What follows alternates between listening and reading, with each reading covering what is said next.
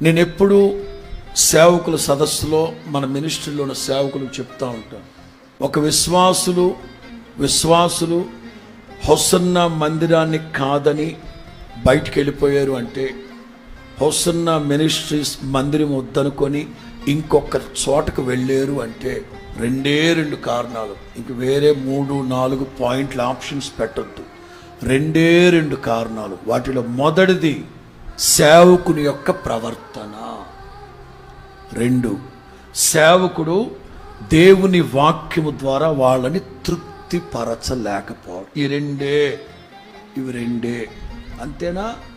మీకు మాకేమన్నా ఆస్తి కూడా ఉంటుందమ్మా? మరి మీకు మాకేమన్నా కట్నం గొడవ ఉంటుందా? లేదు. మీకు మాకు ఏమైనా సరిహద్దు గొడవ ఉంటుందా? ఉండదు. ఏం గొడవ?